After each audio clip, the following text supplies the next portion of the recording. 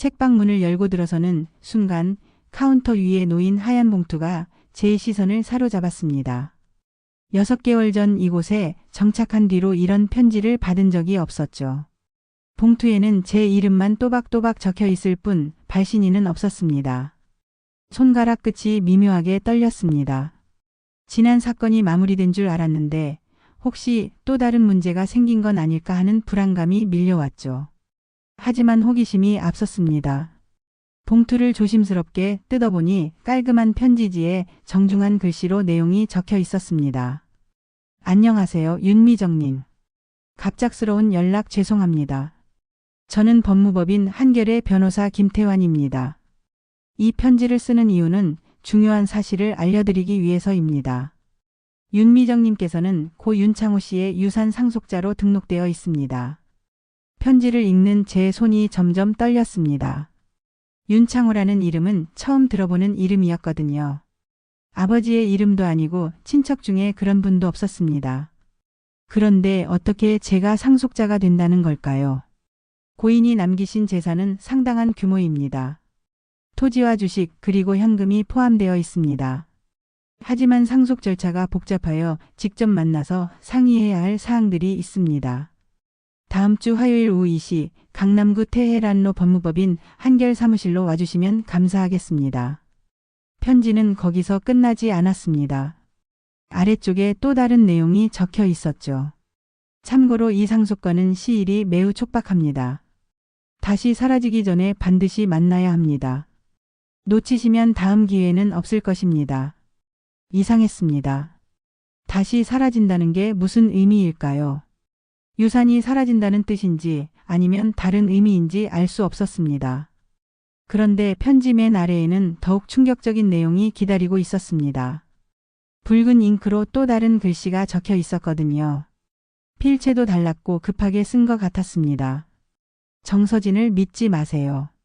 심장이 쿵 떨어지는 느낌이었습니다. 정서진은 지난 사건에서 저를 도와준 변호사였죠. 그런데 왜 갑자기 그를 믿지 말라는 경고가 나오는 걸까요? 이 붉은 글씨를 누가 썼는지, 왜 썼는지 전혀 감이 오지 않았습니다. 편지를 다시 한번 천천히 읽어봤습니다. 법무법인 한결, 변호사 김태환, 윤창호의 유산. 모든 게 낯설었죠. 그런데 한 가지 확실한 건 이 편지가 장난이 아니라는 점이었습니다. 편지지의 질감이나 인쇄 상태를 봐도 정식 법무법인에서 보낸 것 같았거든요. 휴대폰을 들어 인터넷으로 법무법인 한결을 검색해 봤습니다. 실제로 존재하는 곳이었죠. 강남에 위치한 중견 로펌이었습니다. 김태환 변호사도 실존 인물이었고요. 홈페이지에 프로필도 올라 있었습니다. 그렇다면 이 편지는 진짜일 가능성이 높았습니다. 하지만 여전히 의문은 남았죠. 제가 왜 낯선 사람의 유산을 상속받게 되는 건지, 그리고 왜 정서진을 믿지 말라는 경고가 있는 건지 말입니다. 카운터에 앉아 편지를 계속 들여다보고 있는데 책방 문이 열렸습니다. 단골 손님인 김 할머니가 들어오시더군요. 사장님, 무슨 좋은 소식이라도 있나요? 표정이 복잡해 보이는데. 김 할머니의 말에 얼른 편지를 서랍에 넣었습니다. 아니에요. 그냥 업무 관련 서류를 보고 있었어요. 하지만 마음이 편하지 않았습니다. 김 할머니가 책을 고르시는 동안에도 계속 편지 내용이 머릿속을 맴돌았죠. 윤창호가 누구인지, 왜 저를 상속자로 지정했는지, 그리고 정서진과는 어떤 관련이 있는지 알고 싶었습니다. 김 할머니가 책을 사고 나가신 후 저는 다시 편지를 꺼내 읽어봤습니다. 여러 번 읽어봐도 내용은 같았죠. 다음 주 화요일까지는 아직 시간이 있었습니다. 그때까지 이 윤창호라는 사람에 대해 알아볼 필요가 있겠다고 생각했습니다. 인터넷으로 윤창호를 검색해봤지만 특별한 정보는 나오지 않았습니다. 같은 이름의 사람들이 여러 명 있었지만 편지에서 말하는 그 윤창호가 누구인지는 확실하지 않았죠. 그날 밤 침대에 누워서도 편지 내용이 계속 떠올랐습니다. 특히 붉은 글씨로 쓰인 정서진을 믿지 마세요라는 문장이 가슴 한편을 무겁게 짓눌렀죠. 정서진은 지난 사건에서 저를 많이 도와준 사람이었습니다. 그런 그를 왜 믿지 말라는 걸까요? 혹시 정서진이 이번 유산 상속과 관련이 있는 건 아닐까요? 아니면 제가 모르는 다른 계획을 가지고 있는 건 아닐까요? 생각하면 할수록 복잡해졌습니다. 다음 날 아침 책방을 열기 전에 정서진에게 전화를 걸어볼까 고민했습니다. 하지만 편지의 경고를 무시할 수도 없었죠. 만약 정말로 그를 조심해야 하는 상황이라면 섣불리 연락하는 것보다는 신중하게 행동하는 게 좋겠다고 판단했습니다. 대신 법무법인 한결에 직접 전화를 걸어봤습니다.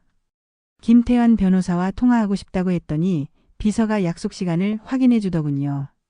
다음 주 화요일 오후 2시 약속이 실제로 잡혀 있었습니다. 혹시 윤창호 씨 유산 상속건인가요? 비서가 물어봤습니다. 네, 맞습니다. 네, 김태환 변호사님께서 기다리고 계십니다. 신분증과 인감도장 꼭 지참해 주세요. 전화를 끊고 나니 상황이 더욱 현실적으로 다가왔습니다. 정말로 제가 누군가의 유산을 상속받게 되는 모양이었죠. 하지만 여전히 의문은 남아 있었습니다. 그 주말 동안 여러 생각이 들었습니다. 혹시 이게 함정은 아닐까요? 지난 사건 이후로 조용히 살고 있었는데 갑자기 이런 큰 돈이 생긴다는 게 너무 좋은 이야기 같았거든요. 세상에 공짜는 없다는 말도 있고요. 하지만 한편으로는 기대되는 마음도 있었습니다. 책방을 운영하면서 경제적으로 여유롭지 않았거든요. 만약 정말로 상당한 유산을 받을 수 있다면 좀 더 안정적인 생활을 할 수 있을 것 같았습니다. 월요일 밤 내일 약속을 앞두고 잠이 오지 않았습니다. 편지를 다시 한번 꺼내어 읽어봤죠. 특히 붉은 글씨 부분을 유심히 봤습니다. 필체가 급했던 것으로 봐서 누군가 급하게 경고를 남긴 것 같았어요. 정서진에 대한 생각도 복잡했습니다. 그가 정말로 조심해야 할 사람일까요? 아니면 누군가 저와 그 사이를 이간질하려는 걸까요? 어느 쪽이든 내일 법무법인에 가면 뭔가 단서를 얻을 수 있을 것 같았습니다. 화요일 아침 평소보다 일찍 일어나 준비를 했습니다. 신분증과 인감도장을 챙기고 정장을 입었죠. 거울을 보니 긴장한 모습이 역력했습니다. 책방에 임시휴업 안내문을 붙이고 지하철을 탔습니다. 강남까지 가는 동안 계속 편지 내용을 되새겼죠. 윤창호 유산, 그리고 정서진에 대한 경고. 모든 게 하나로 연결되어 있는 것 같았지만 아직은 그 연결고리를 찾을 수 없었습니다. 법무법인 한결 건물 앞에 도착했을 때 시계를 보니 1시 50분이었습니다. 10분 정도 일찍 왔네요. 건물을 올려다보니 상당히 큰 규모였습니다. 이런 곳에서 일하는 변호사라면 분명 실력 있는 사람일 거라는 생각이 들었죠. 엘리베이터를 타고 15층으로 올라갔습니다. 법무법인 한결 사무실 문을 열고 들어서니 깔끔하게 꾸며진 리셉션이 보였습니다. 윤미정입니다. 이 시에 김태환 변호사님과 약속이 있어요. 네, 잠시만 기다려주세요. 리셉션 직원이 내 손으로 연락을 취한 후 저를 회의실로 안내했습니다. 넓은 회의실에는 긴 테이블과 의자들이 놓여 있었죠. 벽면에는 여러 자격증과 표창장들이 걸려 있었습니다. 잠깐 기다리고 있는데 문이 열리더군요. 40대 중반으로 보이는 남성이 들어왔습니다. 정장을 단정하게 입고 있었고 인상이 온화해 보였어요. 안녕하세요, 김태환입니다. 바쁘신 중에 시간 내어 와주셔서 감사합니다. 악수를 나누고 자리에 앉았습니다. 김태환 변호사는 서류철을 펼치며 본격적인 이야기를 시작했죠. 먼저 윤창호 씨와 윤미정님의 관계에 대해 설명드리겠습니다. 드디어 진실을 알 수 있을 것 같았습니다. 과연 윤창호가 누구이고 왜 저를 상속자로 지정했는지 궁금했거든요. 하지만 김태환 변호사의 다음 말은 제가 전혀 예상하지 못한 것이었습니다. 화요일 오후 2시 법무법인 한결 회의실에서 김태환 변호사의 설명을 들었습니다. 그런데 그 내용이 충격적이었죠. 윤창호 씨는 윤미정님의 생부입니다. 순간 머리가 하얘졌습니다. 생부라니요. 제가 알고 있던 아버지는 윤창호가 아니었거든요. 지금까지 살아오면서 친부모라고 생각했던 분들이 양부모였다는 뜻인가요? 그런데 어떻게 갑자기 이런 말씀을 하시는 거죠?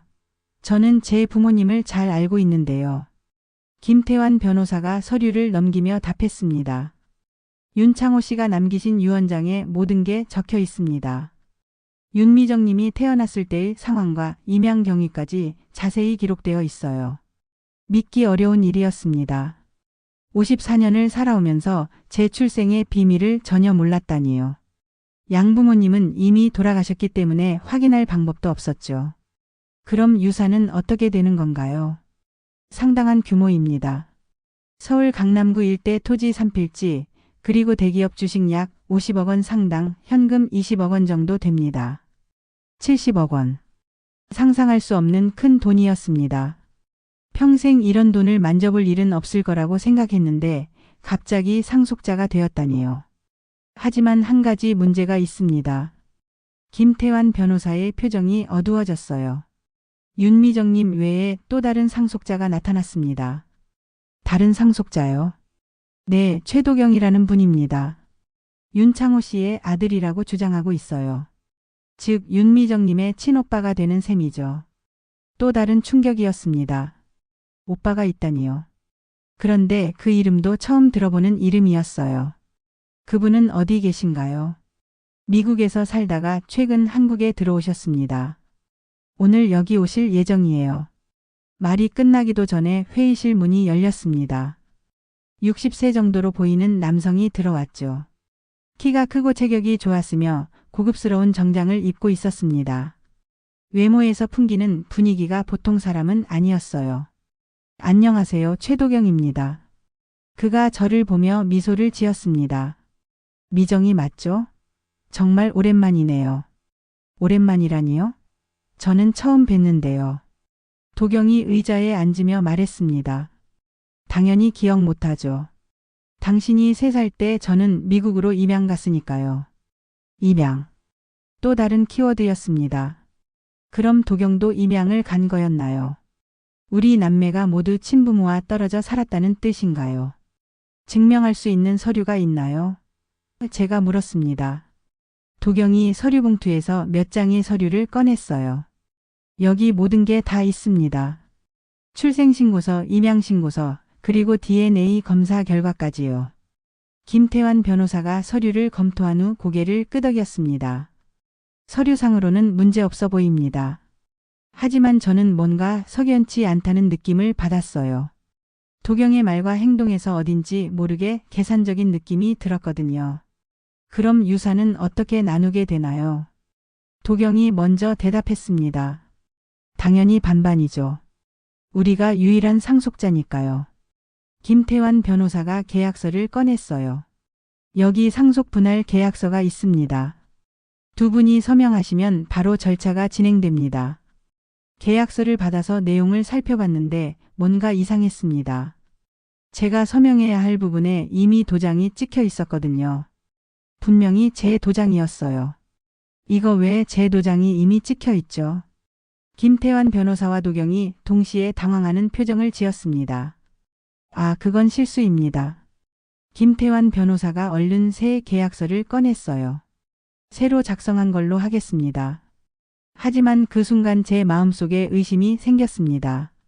실수치고는 너무 정확하게 제 도장이 찍혀 있었거든요. 혹시 누군가 제 도장을 미리 구해서 찍어 놓은 건 아닐까요? 잠깐만요. 이 계약을 급하게 할 필요가 있나요? 도경이 약간 초조한 표정을 지었습니다. 미정 씨, 이런 일은 빨리 처리하는 게 좋습니다. 상속세 문제도 있고 절차도 복잡하거든요. 그래도 좀 더 생각해 볼 시간이 필요해요. 너무 갑작스러운 일이라서요. 김태환 변호사가 달력을 보며 말했습니다. 그럼 다음 주까지 시간을 드릴까요? 그때까지 결정해 주시면 됩니다. 네, 그렇게 하겠습니다. 회의가 끝난 후 법무법인을 나왔는데 도경이 따라 나왔어요. 미정 씨, 잠깐 이야기 좀 하실까요? 근처에 좋은 카페가 있어요. 솔직히 내키지 않았지만 오빠라고 주장하는 사람의 말을 무작정 거절할 수도 없었죠. 카페에 앉아서 도경의 이야기를 들었습니다. 그는 3살 때 미국 부유한 가정에 입양되어 좋은 교육을 받고 성장했다고 했어요. 대학을 졸업한 후에는 사업을 해서 상당한 성공을 거뒀다고 하더군요. 그럼 왜 지금 한국에 오신 거예요? 아버지 윤창호 씨가 돌아가시기 전에 편지를 보내셨어요. 당신 존재를 알려주면서 유산을 함께 상속받을 사람이 있다고 하시더라고요. 편지요? 네, 여기 있습니다. 도경이 편지를 보여줬는데 확실히 법무법인에서 받은 편지와 비슷한 내용이었어요. 하지만 한 가지 다른 점이 있었습니다. 도경의 편지에는 붉은 글씨 경고문이 없었거든요. 혹시 정서진이라는 사람 아세요? 도경이 잠시 생각하더니 고개를 저었습니다. 모르는 이름인데요. 누구죠? 저를 도와준 변호사예요. 아, 그렇군요. 믿을 만한 사람인가요? 그 질문에 선뜻 답하기 어려웠습니다. 편지의 경고문 때문에 정서진에 대한 신뢰가 흔들리고 있었거든요. 카페에서 나온 후 집으로 돌아오는 길에 여러 생각이 들었습니다. 갑자기 나타난 친오빠, 70억 원의 유산, 그리고 이미 찍혀있던 제 도장. 모든 게 너무 완벽하게 준비된 것 같았어요. 집에 도착해서 편지를 다시 꺼내어 봤습니다. 정서진을 믿지 마세요라는 붉은 글씨가 더욱 선명하게 보였죠. 혹시 정서진이 이 상속건과 관련이 있는 걸까요? 그날 밤 잠들기 전까지 계속 고민했습니다. 도경이 정말 제 오빠일까요? 그리고 이 상속이 정말 합법적인 걸까요? 뭔가 속에서 불안감이 계속 올라왔어요. 다음 날 책방에서 일을 하면서도 마음이 편하지 않았습니다. 손님들과 이야기를 나눠도 집중이 안 됐죠. 계속 어제 일이 머릿속을 맴돌았어요. 점심시간쯤 되었을 때 휴대폰이 울렸습니다. 도경에게서 온 전화였어요. 미정 씨, 어제 이야기 더 생각해 보셨어요? 아직 결정하지 못했습니다. 그런데 한 가지 말씀드릴 게 있어요. 이 상속건이 생각보다 복잡할 수도 있습니다. 무슨 의미예요? 다른 사람들도 이 유산에 관심을 보이고 있거든요. 빨리 처리하지 않으면 문제가 생길 수도 있어요. 다른 사람들이라니요. 누구를 말하는 걸까요? 도경의 말에서 은근한 압박감이 느껴졌습니다. 좀 더 시간을 주세요. 이런 중요한 결정을 성급하게 할 수는 없어요. 알겠습니다. 하지만 너무 오래 끌지는 마세요. 전화를 끊고 나니 더욱 불안해졌습니다. 도경의 태도에서 뭔가 강압적인 느낌을 받았거든요. 정말 제 오빠라면 이렇게까지 재촉할까요? 그때 책방 문이 열리더군요. 누군가 들어오는 소리에 고개를 들어보니 낯선 여성이 서 있었습니다. 책방에 들어온 여성은 40대 후반 정도로 보였습니다. 단정한 옷차림에 고급스러운 핸드백을 들고 있었죠. 처음 보는 분이었지만 어딘지 모르게 익숙한 느낌이 들었어요. 안녕하세요. 혹시 사장님이세요? 네, 그런데요. 저는 백선이라고 합니다. 이 근처에 살고 있어요. 백선이라는 이름도 처음 들어보는 이름이었습니다. 하지만 그녀의 말투와 행동에서 평범한 동네 주민은 아니라는 느낌을 받았어요. 책을 찾으러 오셨나요? 네, 요즘 읽을 만한 소설이 있을까요? 선이가 책장 사이를 천천히 둘러보기 시작했습니다. 하지만 책을 보는 것보다는 저를 관찰하는 것 같은 느낌이 들었어요. 시선이 계속 저쪽으로 향하고 있었거든요. 혹시 추천해 주실 만한 책이 있나요? 어떤 장르를 좋아하세요? 미스터리나 추리소설 같은 거요. 반전이 있는 이야기를 좋아해요. 반전이 있는 이야기라니요. 왠지 의미심장한 말 같았습니다. 선희는 1시간 정도 책방에 머물렀어요. 책을 고르는 시간치고는 너무 오래 있었죠. 그동안 저와 이런저런 이야기를 나눴는데 대화 내용이 일반적이지 않았어요. 사장님은 이 근처에 오래 사셨나요?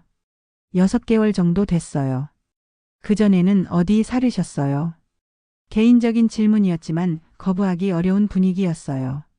서울 다른 구에 살았습니다. 선희가 미소를 지으며 고개를 끄덕였습니다. 요즘 이사 오는 분들이 많아졌어요. 다들 새로운 시작을 하려고 하시는 것 같더라고요. 새로운 시작이라는 말이 마음에 걸렸습니다. 혹시 제 과거를 알고 있는 건 아닐까요? 사장님도 새로운 시작을 하신 건가요? 그런 셈이죠. 선희는 결국 추리소설 한 권을 골랐어요. 계산을 하면서 명함을 건네더군요. 다음에 또 올게요. 좋은 책들이 많네요. 명함을 받아보니 놀라웠습니다. 백선희 그리고 아래에는 김정은 시의원 부인이라고 적혀 있었거든요. 정치인 가족이었던 거죠. 시의원 부인이시군요. 네, 남편이 지역구 시의원을 하고 있어요. 혹시 정치에 관심 있으세요? 아니요, 별로요. 선희가 문을 나서면서 마지막으로 한 말이 기억에 남았습니다. 세상에는 겉으로 보이는 것과 다른 일들이 많아요. 조심하세요. 그 말을 남기고 사라진 선희를 보며 불안감이 더해졌습니다. 조심하라는 말이 무슨 의미일까요? 다음 날부터 선희는 책방 근처에서 자주 목격됐습니다. 직접 들어오지는 않았지만 건너편 카페에 앉아 있거나 길 건너편을 걷고 있는 모습을 여러 번 봤어요. 처음에는 우연의 일치라고 생각했습니다. 하지만 너무 자주 보이니까 의도적인 것 같다는 생각이 들었죠. 일주일 후 선희가 다시 책방에 들어왔습니다. 이번에는 좀 더 직접적이었어요. 사장님, 요즘 좋은 일 있으세요? 표정이 밝아 보이시네요. 그냥 평상시와 같은데요. 아, 혹시 유산 상속 받으신다는 이야기 들었어요. 순간 등골이 서늘해졌습니다. 유산 상속 이야기를 어떻게 알고 있는 걸까요? 법무법인과 도경, 그리고 저 말고는 아무도 모르는 일인데요. 무슨 말씀이세요? 아, 동네에서 소문 들었어요. 사장님이 큰 돈을 받게 된다고 하더라고요. 이상했습니다. 제가 누구에게도 말하지 않았는데 어떻게 소문이 날 수 있을까요? 소문이 정확하지 않을 수도 있어요. 선희가 의미심장한 미소를 지었습니다. 그래도 좋은 일이잖아요. 다만 그런 큰 돈이 생기면 조심해야 할 사람들도 있어요. 어떤 사람들 말씀이세요? 돈을 노리는 사람들이요. 특히 법조계나 정치권에는 그런 사람들이 많거든요. 법조계라는 말에 김태환 변호사가 떠올랐습니다. 그리고 정치권이라는 말은 선희 자신과도 연관이 있죠. 구체적으로 어떤 말씀이세요? 선희가 주위를 둘러보더니 목소리를 낮춰 말했습니다. 사장님, 혹시 정서진이라는 변호사 아세요? 심장이 쿵 떨어지는 느낌이었습니다. 또 정서진 이야기가 나온 거예요. 왜 그런 질문을 하세요? 그 사람 조심하세요. 겉으로는 친절해 보이지만 뒤에서는 다른 일을 하고 있을 수도 있어요. 편지의 경고와 똑같은 내용이었습니다. 선희도 정서진에 대해 뭔가 알고 있는 것 같았어요. 혹시 구체적인 이유가 있나요? 제 남편이 정치를 하다 보니까 여러 정보를 들어요. 정서진이라는 사람이 최근에 수상한 움직임을 보이고 있다고 하더라고요. 수상한 움직임이라니요. 무슨 의미일까요? 선희는 그날 책을 사지 않고 그냥 나갔습니다. 하지만 나가면서 한 말이 더욱 충격적이었어요. 참, 계약 서류 검토할 때는 꼼꼼히 보세요. 함정이 있을 수도 있거든요. 계약 서류라니요. 상속 분할 계약서를 말하는 건가요? 선희가 그것까지 알고 있다는 게 믿어지지 않았습니다. 그날 저녁 집에서 혼자 생각을 정리해 봤습니다. 편지의 경고, 선희의 경고 모두 정서진을 조심하라는 내용이었어요. 그리고 상속건에 대해서도 누군가 계속 감시하고 있는 것 같았죠. 다음 날 아침 일찍 책방에 나가려는데 휴대폰이 울렸습니다. 모르는 번호였어요. 윤미정 씨죠? 저는 정치자금관리위원회에서 일하는 박민수입니다. 정치자금관리위원회라니요. 왜 그런 곳에서 저에게 연락을 하는 걸까요? 최근 윤미정 씨 명의로 거액의 정치 후원금이 신고됐는데 확인차 연락드렸습니다. 정치 후원금이요? 저는 그런 적 없는데요. 그런 명의 도용일 가능성이 있겠네요. 한번 확인해 보시는 게 좋겠습니다. 전화를 끊고 나니 더욱 불안해졌습니다. 제 명의로 정치 후원금이 신고됐다니요. 분명히 누군가 제 개인 정보를 이용하고 있는 것 같았어요. 그때 문득 백선희의 명함이 떠올랐습니다. 김정은 시의원 부인이라고 했죠. 혹시 이 일과 관련이 있을까요? 점심시간에 인터넷으로 김정은 시의원을 검색해 봤습니다. 지역구에서 3선을 한 베테랑 정치인이더군요. 그런데 최근 정치 자금 관련해서 논란이 있었다는 기사도 발견했어요. 기사를 읽어보니 김정은 시의원이 후원금 출처를 명확히 밝히지 않아서 문제가 되고 있다는 내용이었습니다. 혹시 제 명의로 신고된 후원금도 이와 관련이 있는 건 아닐까요? 오후에 선희가 또 나타났습니다. 이번에는 책방 앞길에서 전화를 하고 있더군요. 목소리가 들리지는 않았지만 뭔가 중요한 이야기를 하는 것 같았어요. 전화가 끝난 후 선희가 책방으로 들어왔습니다. 사장님, 오늘 기분이 안 좋아 보이시네요. 별일 아니에요. 혹시 누군가 사장님 명의를 도용한 거 아세요? 깜짝 놀랐습니다. 아침에 받은 전화 내용을 어떻게 알고 있는 걸까요? 무슨 말씀이세요? 선희가 주위를 살피더니 작은 목소리로 말했습니다. 계약 서류는 이미 확보했습니다. 그 말을 남기고 선희는 서둘러 책방을 나갔어요. 계약 서류를 확보했다니요. 무슨 의미일까요? 그날 밤 집에서 곰곰 생각해 봤습니다. 선희가 저를 감시하고 있는 게 분명했어요. 그리고 상속 계약서에 대해서도 뭔가 알고 있는 것 같았죠. 혹시 선희와 도경이 연결되어 있는 건 아닐까요? 아니면 정서진과 관련이 있는 건 아닐까요? 모든 게 복잡하게 얽혀 있는 것 같았습니다. 다음 주에 법무법인에서 최종 계약을 하기로 했는데 과연 안전한 걸까요? 선희의 경고대로 계약서에 함정이 있는 건 아닐까요? 잠들기 전에 편지를 다시 한번 봤습니다. 정서진을 믿지 마세요라는 붉은 글씨가 더욱 선명하게 보였죠. 이제는 정서진뿐만 아니라 도경도 그리고 선희도 믿을 수 없을 것 같았습니다. 누가 적이고 누가 아군인지 알 수 없는 상황이 되었어요. 하지만 한 가지 확실한 건 누군가 저를 이용하려 한다는 점이었습니다. 월요일 아침 책방을 열려고 하는데 누군가 문 앞에 서 있었습니다. 뒤통수만 보였지만 낯익은 실루엣이었어요. 몸을 돌리더니 익숙한 얼굴이 나타났죠. 오금자였습니다. 심장이 쿵 떨어지는 느낌이었어요. 지난 사건에서 구속됐던 금자가 언제 나왔다는 걸까요? 가석방이라도 받은 건가요? 미정아, 오랜만이다. 금자의 목소리는 예전과 달랐습니다. 더 차갑고 더 날카로워진 느낌이었어요. 언제 나오셨어요? 한 달 전에 나왔다. 가석방이야. 가석방이라니요. 그럼 완전히 풀려난 게 아니라는 말이네요. 여기 왜 오셨어요? 금자가 비웃는 듯한 표정을 지었습니다. 왜 왔겠냐? 인사하러 왔지. 하지만 그 인사가 선희의 인사는 아닐 거라는 걸 직감적으로 알 수 있었어요. 들어가서 이야기하자. 책방 문을 열고 들어갔는데 금자가 주위를 둘러보더군요. 책방이라. 참 평화로워 보이네. 조용히 살고 있구나. 네, 그냥 평범하게 살고 있어요. 평범하게? 금자가 웃었어요. 너 같은 애가 평범하게 살 수 있을 거라고 생각해? 무슨 의미인지 알 것 같았습니다. 지난 사건 때 제가 한 일들을 말하는 거죠. 그건 다 끝난 일이에요. 끝났다고? 금자의 목소리가 높아졌어요. 나한테는 끝나지 않았어. 감옥에 있는 동안 매일 생각했거든. 언젠가는 복수할 거라고. 복수라는 말에 온몸에 소름이 돋았습니다. 저는 법대로 한 일뿐이에요.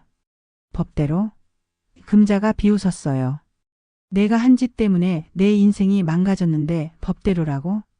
금자가 의자에 앉더니 본격적인 이야기를 시작했습니다. 감옥에서 여러 사람들을 만났어. 그 중에는 너와 관련된 사람도 있었고. 저와 관련된 사람이라니요. 누구를 말하는 걸까요? 누구 말씀이세요? 궁금하지? 하지만 그건 나중에 알게 될 거야.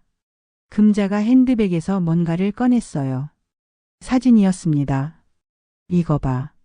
사진을 받아서 보는 순간 깜짝 놀랐습니다. 정서진과 누군가 함께 찍은 사진이었거든요. 그런데 정서진 옆에 있는 사람이 낯익었어요. 이 사람 누구예요? 정서진이랑 함께 있는 사람 말이지? 이름은 최도경이야. 최도경이라니요. 제 오빠라고 주장했던 그 사람 말인가요? 언제 찍은 사진이에요? 한 달 전쯤. 정서진이 감옥에 면회 왔을 때 찍은 거야. 정서진이 금자를 면회했다고요. 왜죠?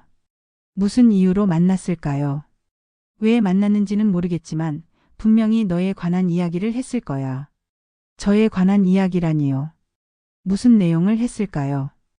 금자가 사진을 다시 가져가면서 말했습니다. 미정아, 이번엔 내가 먼저 무너질 차례야. 그 말을 남기고 금자는 일어섰어요. 잘 지내라. 곧 다시 만날 거야. 금자가 나간 후 혼자 남아있으니 두려움이 밀려왔습니다.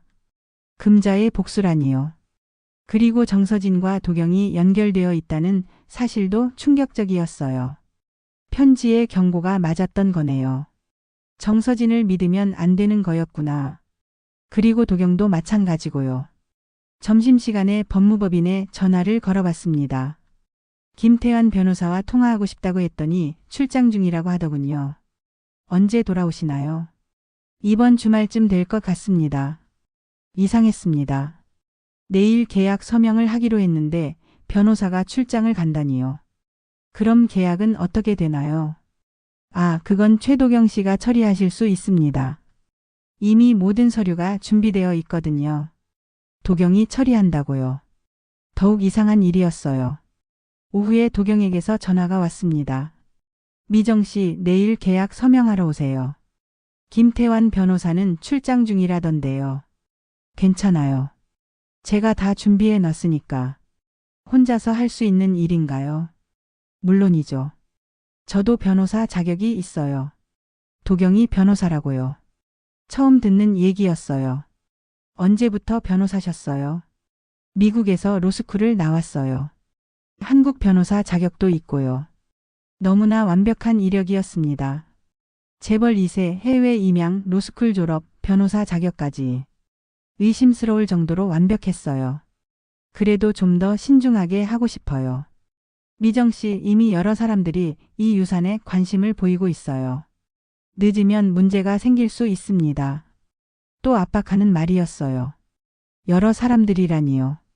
누구를 말하는 걸까요? 구체적으로 누구 말씀이세요? 금자도 그중 하나예요. 깜짝 놀랐습니다. 도경이 금자를 알고 있다는 뜻인가요? 금자를 어떻게 아세요? 여러 경로로 정보를 얻었어요. 그 여자가 당신을 노리고 있다는 것도 알고 있고요. 도경이 금자에 대해 알고 있다는 게 더욱 의심스러웠습니다. 혹시 둘이 연결되어 있는 건 아닐까요? 내일 꼭 와야 해요. 늦으면 정말 큰일 날 수도 있어요. 전화를 끊고 나니 머릿속이 복잡했습니다. 금자의 경고 사진 속 정서진과 도경, 그리고 압박하는 도경의 태도.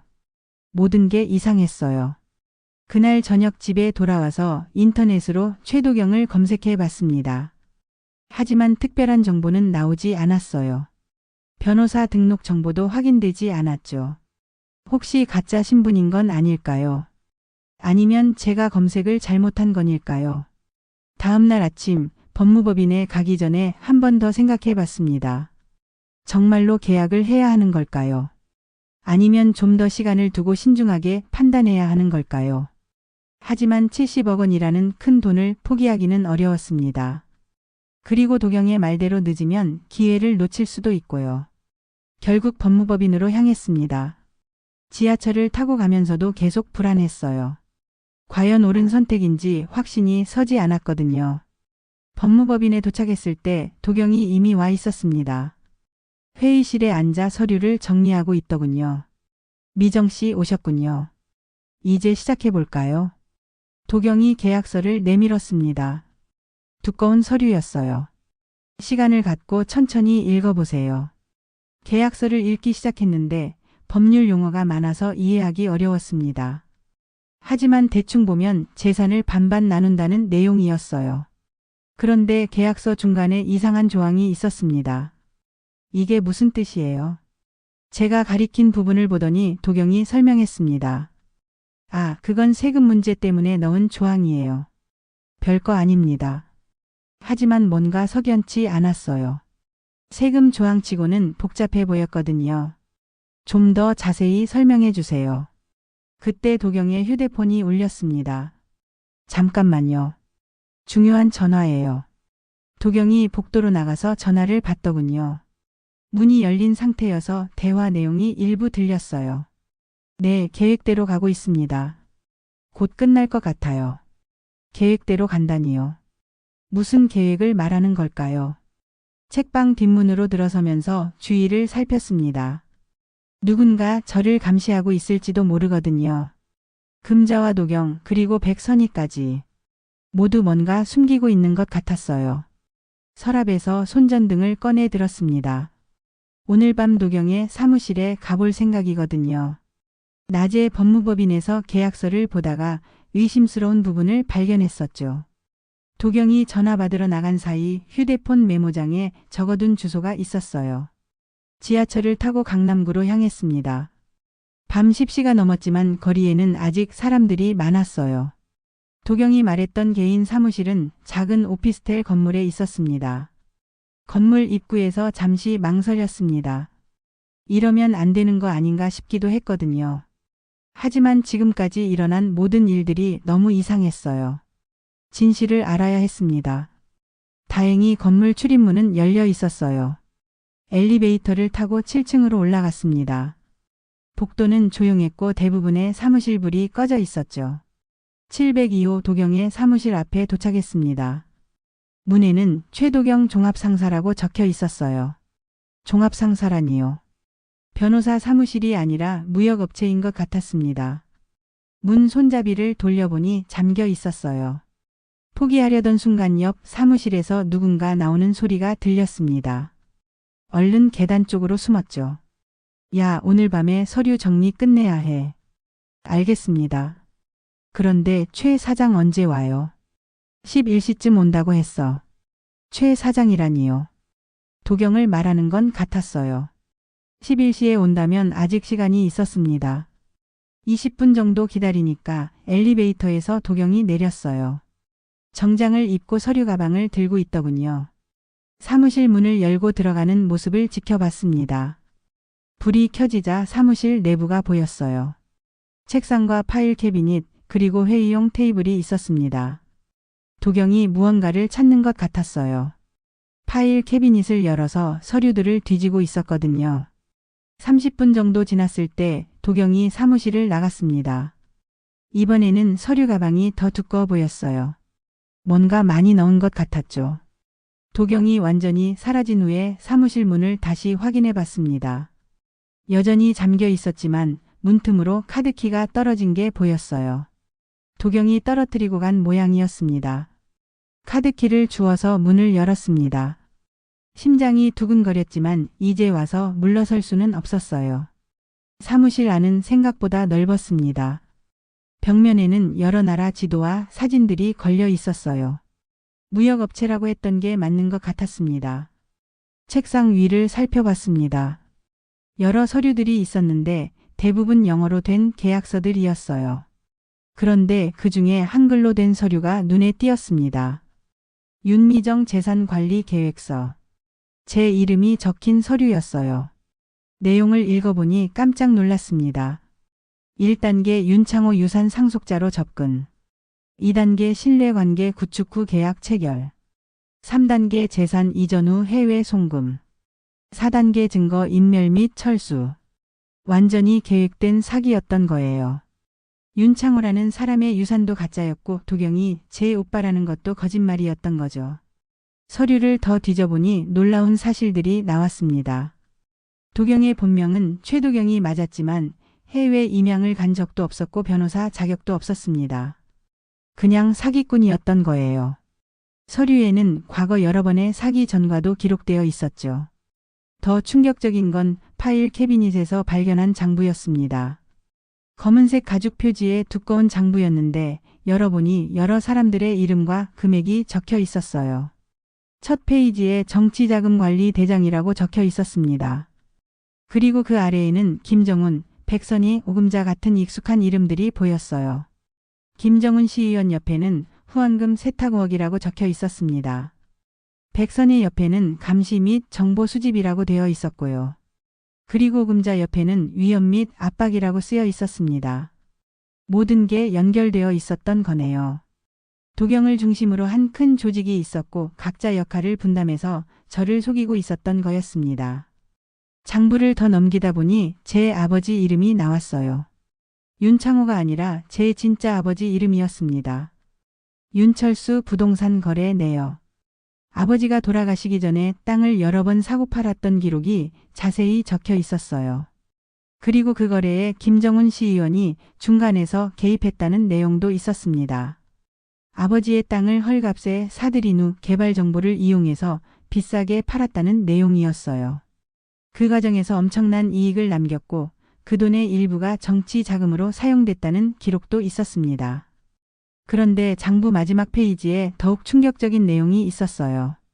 윤미정 마이너스 계약 해지. 제 이름 옆에 빨간 펜으로 굵게 쓰여 있었습니다.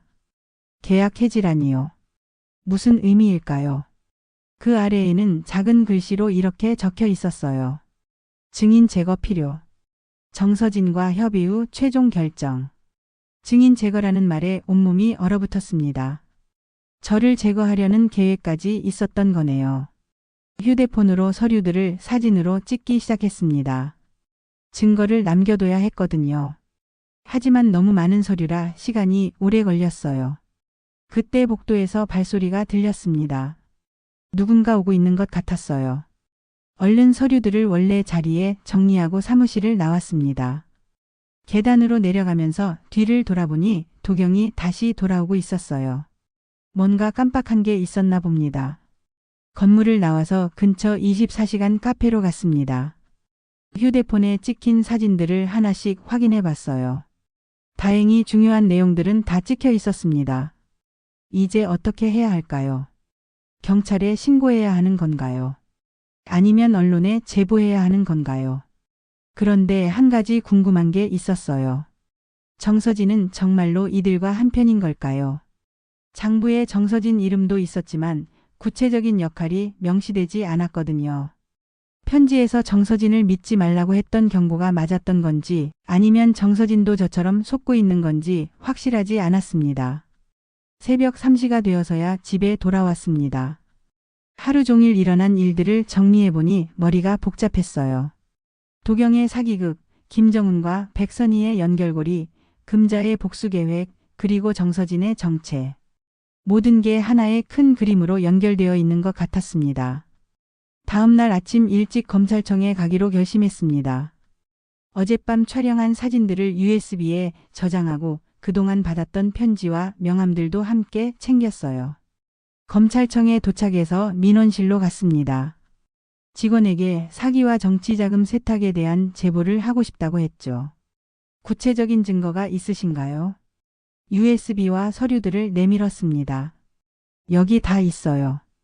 담당 검사와 면담을 했는데 제가 가져온 증거들을 보더니 표정이 심각해졌어요. 이 정도면 충분히 수사할 수 있겠네요. 며칠 내에 연락드리겠습니다.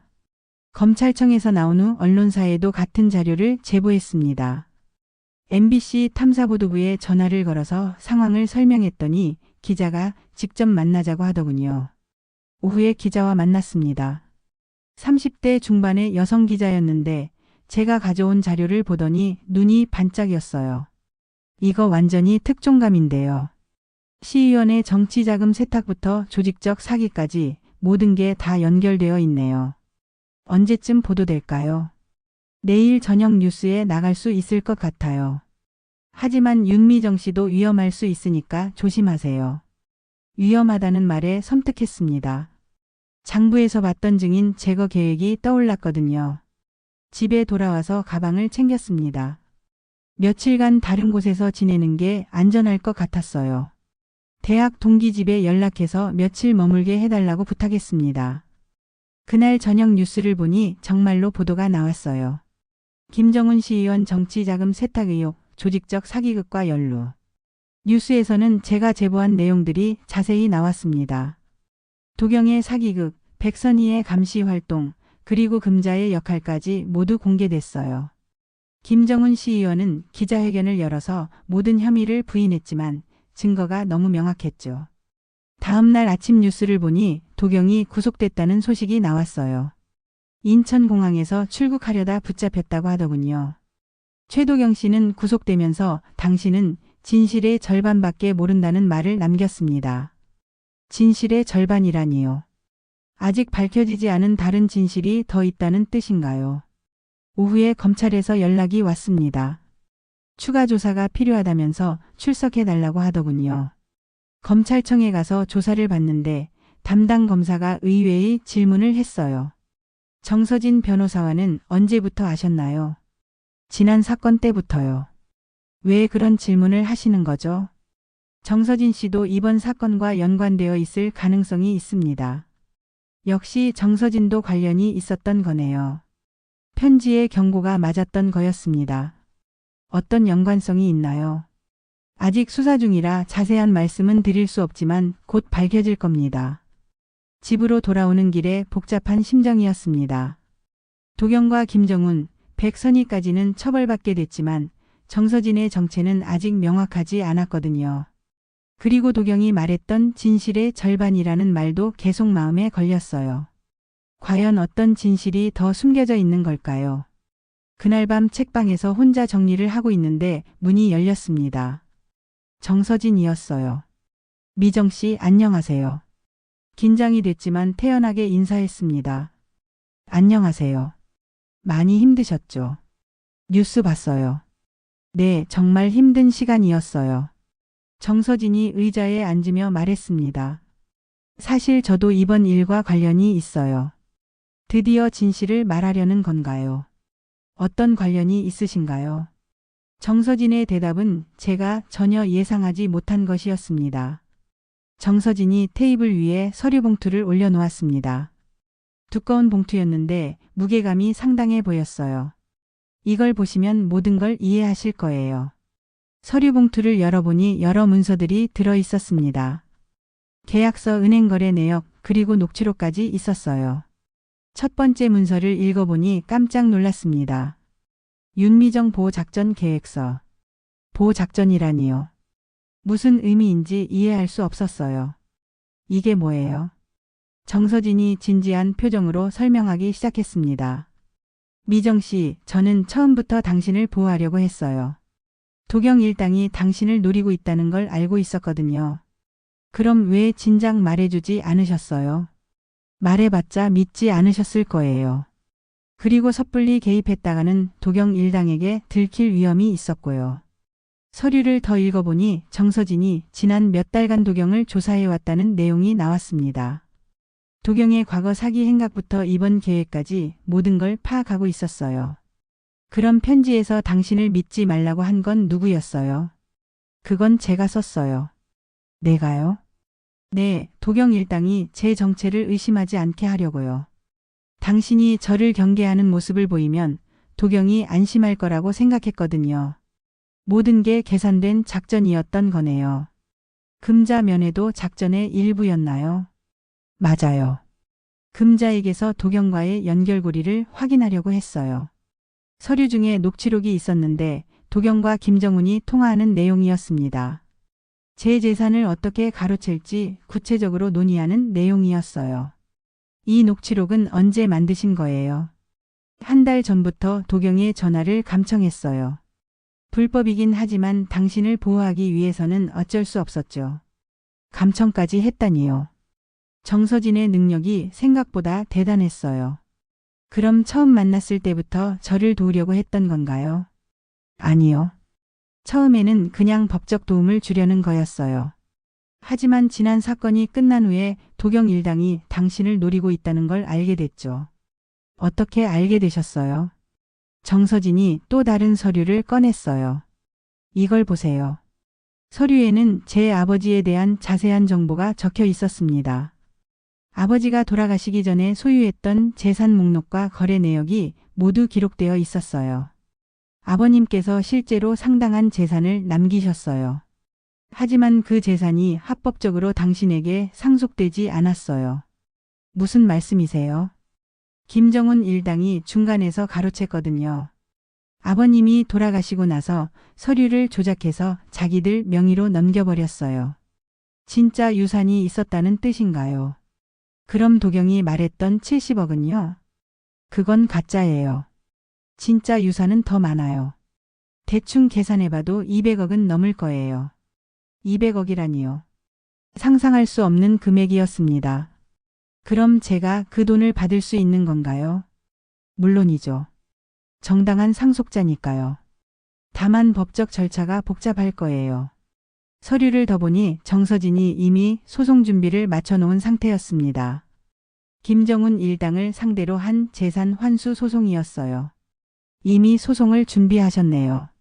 네, 증거도 충분히 확보했고요. 이번에 도경 일당이 구속되면서 승소 가능성이 더 높아졌어요. 정서진의 설명을 들어보니 모든 게 이해됐습니다. 그는 처음부터 저를 도우려고 했던 거였고 편지의 경고도 작전의 일부였던 거죠. 그런데 왜 진작 말해주지 않으셨어요? 도경 일당이 당신을 해칠 수도 있었거든요.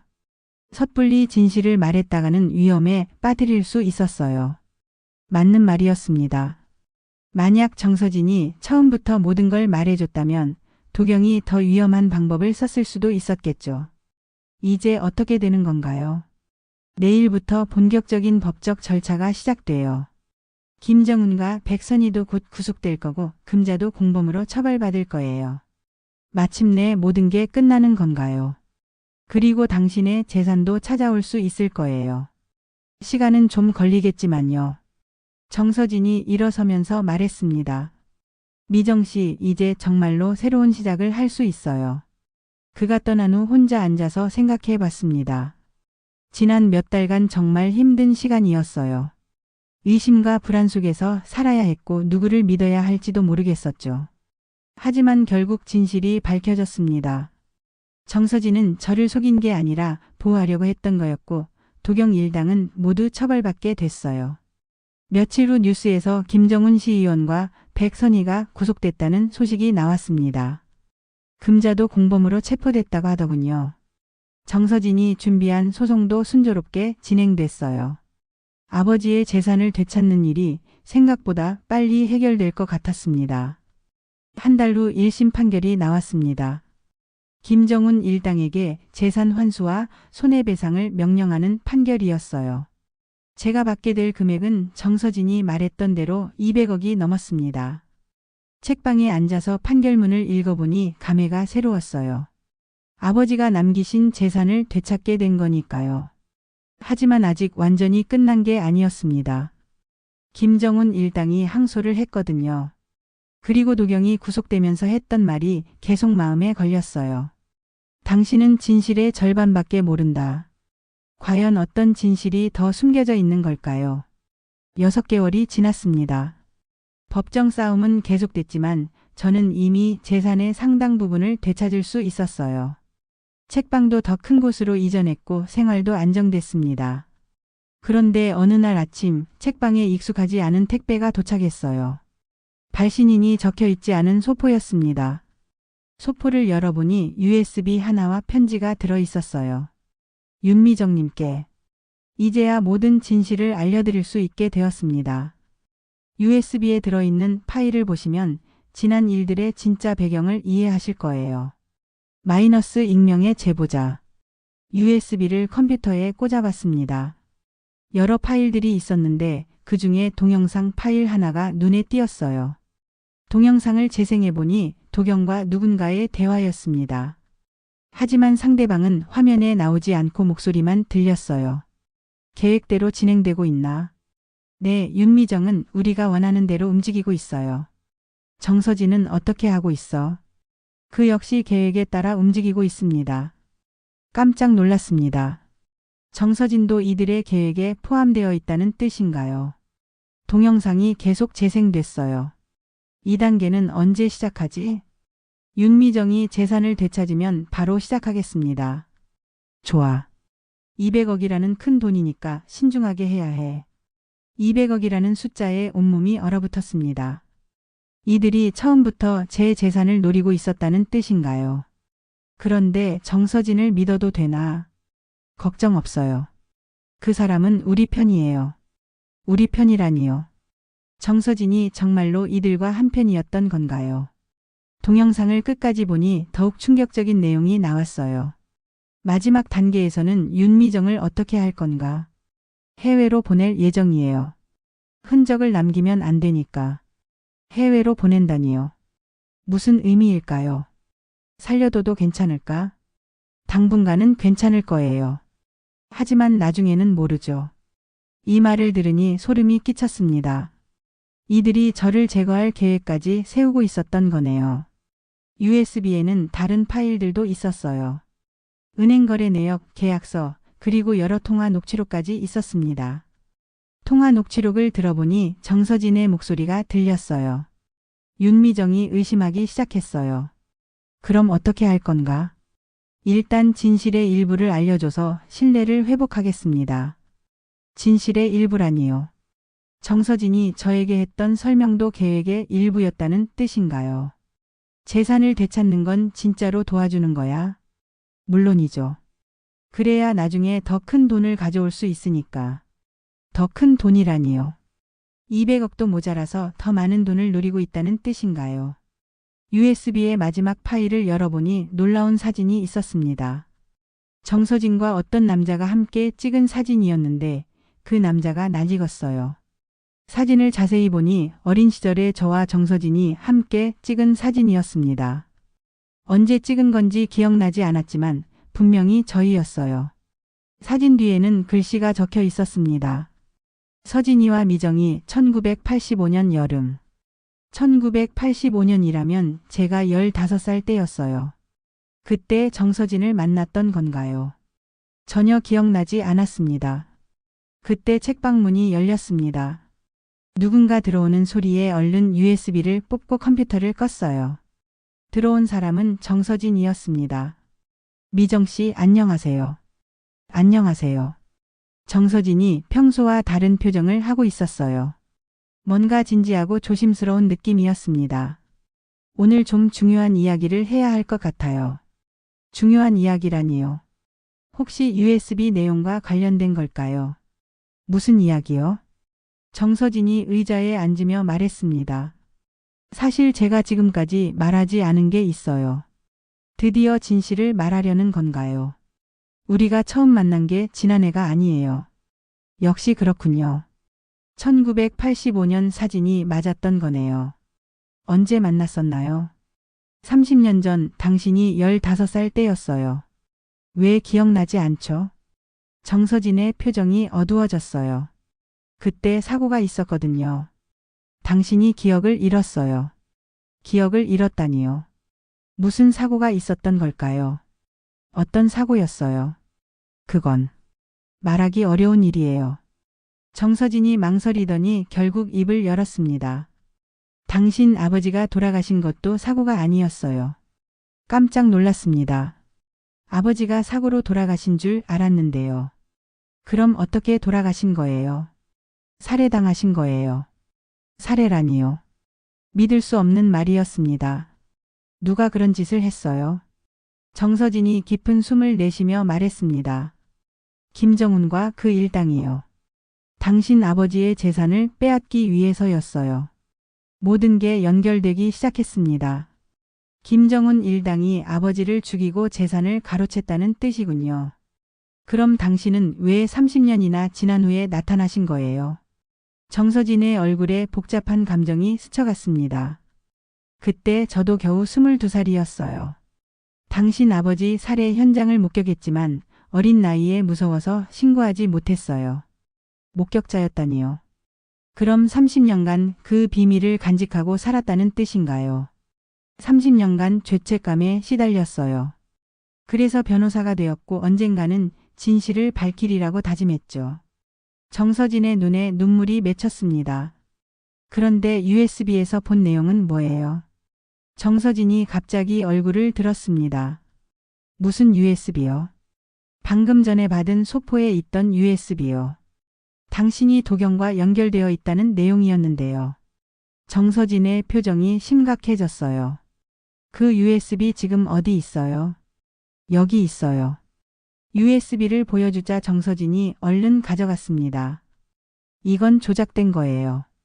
조작이라뇨? 누군가 제 목소리를 따라해서 만든 가짜 파일이에요. 요즘 기술로는 얼마든지 가능하거든요. 그럴 수도 있겠네요. 하지만 너무 정교했던 것 같은데요. 그럼 사진은 어떻게 설명하시겠어요? 1985년에 찍힌 사진 말이에요. 정서진이 놀란 표정을 지었어요. 그 사진이 어떻게 여기에? 당신이 모르는 사진인가요? 아니에요. 분명히 제가 가지고 있던 건데. 정서진이 급하게 휴대폰을 꺼내더니 어디엔가 전화를 걸었어요. 여보세요.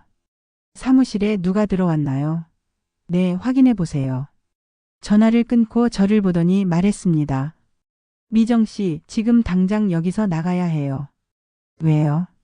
위험해요. 누군가 우리를 감시하고 있어요. 그때 책방 밖에서 이상한 소리가 들렸습니다. 여러 사람이 움직이는 소리 같았어요. 정서진이 창문으로 다가가서 밖을 내다봤습니다. 늦었네요. 이미 포위됐어요. 포위됐다니요. 누가 포위한 건가요?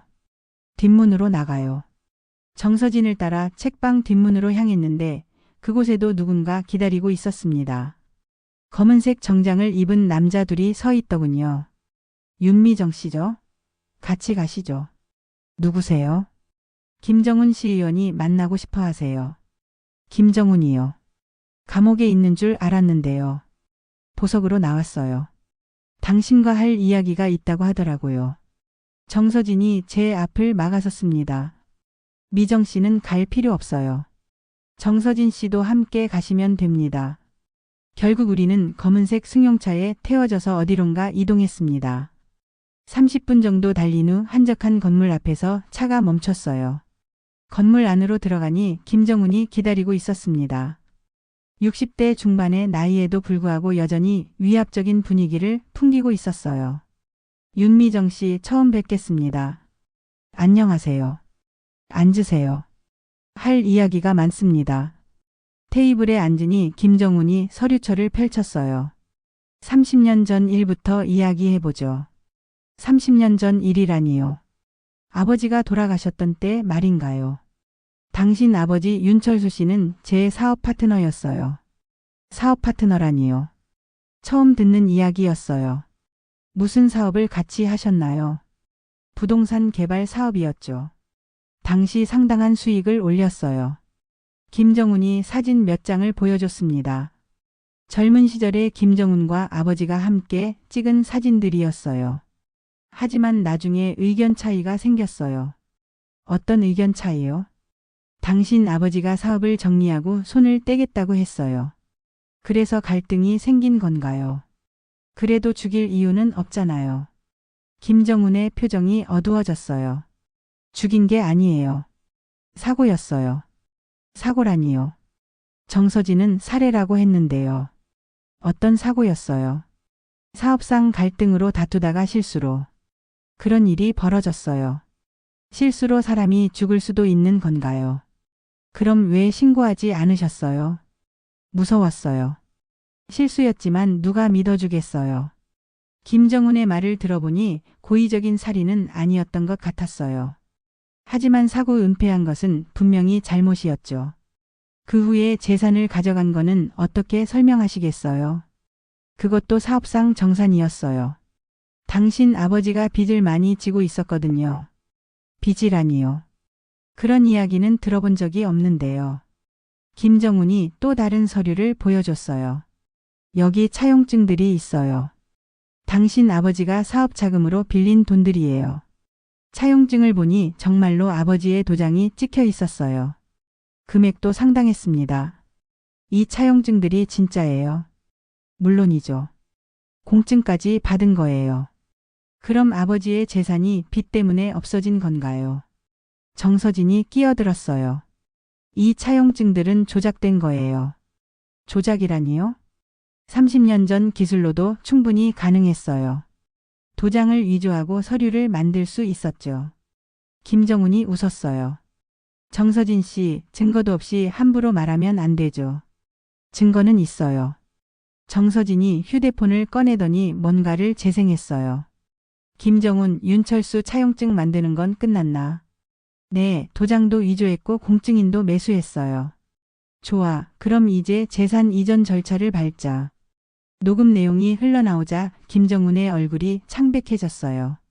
이건 어디서 구한 거예요? 30년간 보관하고 있던 거예요. 정서진이 30년간 증거를 모으고 있었던 거네요. 당시 저도 그 공증 사무실에서 일했거든요. 우연히 녹음하게 된 거예요. 김정훈이 당황하는 모습을 보니 정서진의 말이 맞는 것 같았어요. 그럼 아버지 재산은 정말로 제 거였던 건가요? 맞아요. 김정훈이 모든 걸 가로챈 거예요. 김정훈이 갑자기 일어났어요. 그래도 이미 30년이 지났어요. 시효가 끝났죠. 살인에는 시효가 없어요. 정서진의 말에 김정훈이 움찔했어요. 살인이 아니라 사고라고 했잖아요. 증거인멸과 시체 유기, 그리고 재산 횡령까지 했으면 충분히 살인죄로 기소될 수 있어요. 법적으로도 문제가 많았던 거네요. 그때 건물 밖에서 사이렌 소리가 들렸어요. 경찰이 온 것 같았습니다. 누가 신고한 거죠? 정서진이 미소를 지었어요. 제가 미리 신고해 둔 거예요. 여기 오기 전에 경찰에 연락했어요. 김정훈이 도망치려 했지만 이미 늦었어요. 경찰들이 건물을 포위했거든요. 김정훈 긴급 체포합니다. 김정훈이 수갑을 차고 끌려가는 모습을 보니 감회가 새로웠어요. 30년간 숨겨졌던 진실이 마침내 밝혀진 거니까요. 정서진이 저를 보며 말했습니다.